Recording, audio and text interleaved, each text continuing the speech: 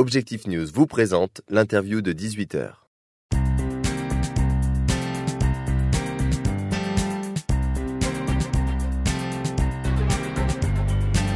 Bonsoir et bienvenue sur objectifnews.tv pour l'interview de 18h. Nous sommes en compagnie ce soir d'Éric de Saint-Ignon. Bonsoir. Bonsoir. Vous êtes madame. le directeur d'Astrium Toulouse. Vous avez participé au Forum Industrie de la CCI sur la table ronde consacrée à la mobilité et au transport. Un vaste thème qui représente un certain nombre d'enjeux pour l'industrie d'aujourd'hui et de demain. Qu'avez-vous apporté comme message lors de cette table ronde ?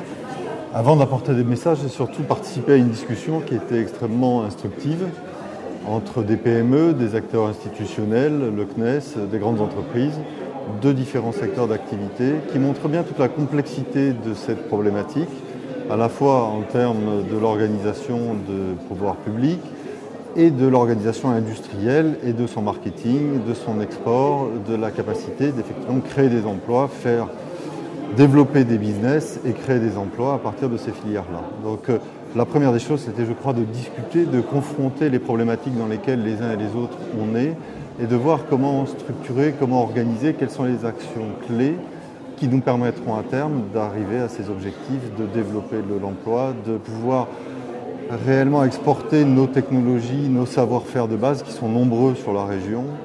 Cette région est très foisonnante, donc c'était le terme que j'ai employé, donc il y a des grandes qualités à ça et il faut l'organiser un minimum pour pouvoir effectivement être lisible et pouvoir être efficace, notamment à l'export.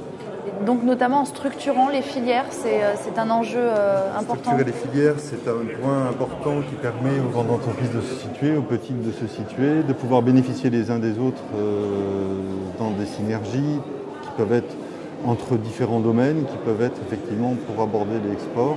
Donc tous ces sujets-là sont des sujets d'importance, il n'y a pas de solution magique. Par contre, il était important de pouvoir en discuter de manière très ouverte. La discussion était ouverte et franche et c'est exactement comme ça qu'il faut aborder. Il n'y a pas d'idées phares ou de décisions qui ont été prises ou de projets envisagés. Non, je crois que les directions, les besoins ont été vus. La nécessité de continuer à travailler dans ce domaine-là a été vue, de le faire vite, comme ça a été mentionné par un entrepreneur. Oui, tout cela est vu. Par contre, de dire qu'en une heure on révolutionne le paysage de l'écomobilité, qu'on trouve les solutions et qu'on part demain matin avec notre sac à dos à travers le monde, non, ça c'est un peu ambitieux quand même. Le secteur du spatial est de plus en plus concurrentiel. Vous parliez vous-même en début d'année d'une compétition féroce. Quels sont les objectifs d'Astrium pour cette année ? On a deux types d'objectifs. On a des objectifs dans le domaine institutionnel, de gagner quelques programmes clés et structurants dans le domaine météo, dans le domaine de la défense, qui sont des programmes qui permettent de maintenir des compétences clés qui sont utiles pour le design, pour le développement de charges utiles et de services d'application sur toute la chaîne de la valeur, en passant par les satellites.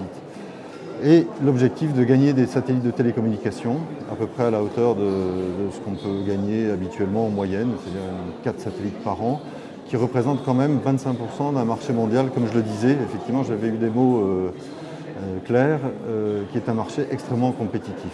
Donc toute la problématique est d'être suffisamment compétitif sur ces marchés-là, par la qualité de nos produits, ça je crois qu'on l'est, par l'innovation. Donc là, on a été soutenu par des programmes institutionnels dans le domaine des télécoms qui nous permettent d'envisager les futures générations de plateformes, et par la compétitivité opérationnelle, l'excellence opérationnelle et le prix de revient de nos satellites qui dépendent là de nombreux facteurs qui sont internes mais qui sont aussi politiques en France ou en Europe. Est-ce que vous êtes optimiste ? Je suis optimiste. Par contre, la pente est raide, comme le disait l'un de nos premiers ministres, mais je suis très optimiste. Vous avez annoncé récemment le lancement d'un investissement de 17 millions d'euros pour la construction de nouvelles salles blanches et de nouveaux bâtiments de bureaux sur le site d'Astrium Toulouse. De quoi il s'agit exactement ?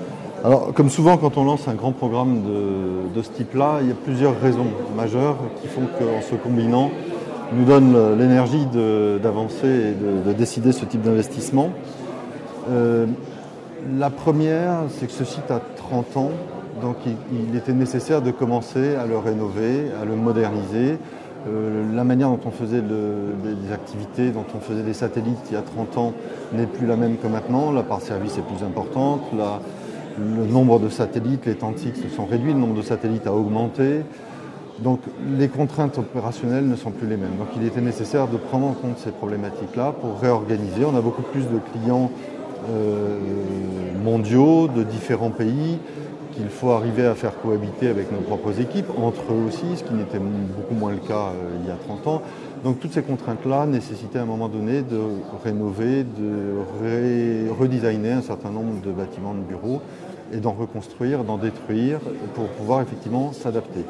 Le deuxième grand facteur, c'est un facteur de compétitivité. Donc on a appliqué des méthodes Lean depuis longtemps dans le spatial, et particulièrement à Toulouse, qui sont du Lean Manufacturing, mais beaucoup plus large que ça, du Lean Global Engineering, de développement produit, qui nous donne un certain nombre d'entrées pour dimensionner nos infrastructures, rationaliser, dimensionner nos infrastructures industrielles. Donc les actions correspondantes ont été de deux sortes. Se concentrer sur notre cœur industriel d'Astrolab près du Canal Midi, dans lequel on va retrouver toutes les facilities, tous les moyens d'essai, en français, d'Intespace et tous les actifs d'intégration, d'assemblage et de test système d'Astrium. Donc de pouvoir l'agrandir et le rénover pour pouvoir en faire quelque chose d'opérable au meilleur de la compétitivité. On a aussi augmenté la capacité, c'est-à-dire qu'il y a un goulot d'étranglement classique dans le spatial que sont les essais vides thermiques, qui sont les plus longs et les plus critiques. Et on a doublé notre capacité dans ce domaine-là par un montage très astucieux qui a été développé avec une PME toulousaine, Comat, l'année dernière. Donc la combinaison de tout ça nous met nous confère un système industriel, un complexe industriel de tout premier rang en Europe, mais qui nous met aussi au niveau du plus grand mondial. Donc tout ça sera opérationnel à partir de quand ? Tout ça, le plan de 17 millions d'euros que vous citiez est un plan sur 3 ans, en fait, parce qu'on a la nécessité de commencer à construire, de détruire ensuite, de construire. Donc petit à petit, de mettre toutes les pièces du puzzle ensemble.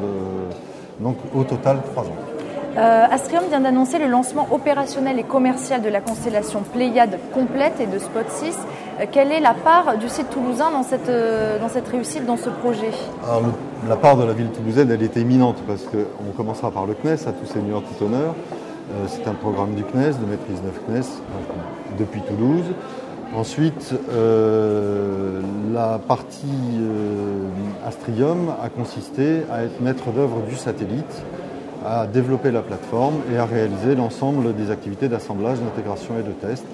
Donc une part tout à fait stratégique et dont on est extrêmement fier parce que ce satellite est un très très beau produit de notre ville toulousaine et en particulier d'Astrium, mais pas que.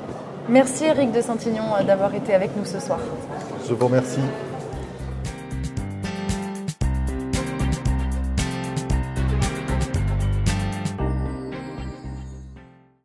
Objectif News vous a présenté l'interview de 18h.